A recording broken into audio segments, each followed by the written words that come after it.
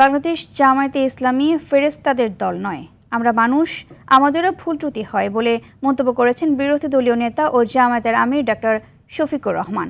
শুক্রবার রাজধানীর কাকরাইলে দলের রুকন সম্মেলনে তিনি এই কথা বলেন। জানান, অন্যায় আর জামায়াতে ইসলামীর একসঙ্গে চলে না। নেতাকর্মীদের উদ্দেশ্যে জামায়াতের আমির বলেন, নৈতিকতার প্রশ্নে জামায়াতে ইসলামীতে কোনো ছাড় নেই। সংবিধানের দোহাই দিয়ে গণভোটকে অবৈধ দাবি করা হলে জুলাই গণঅভ্যুত্থান এবং বর্তমান সরকারের বৈধতাও প্রশ্নের মুখে পড়বে বলে জানান তিনি।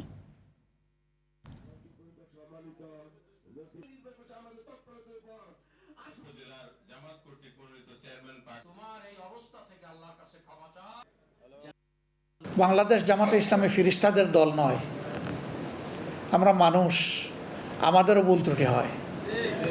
আমরা একটা কথা পরিষ্কার বলেছি যে অন্যায় আর জামাতে ইসলামী একসাথে চলে না,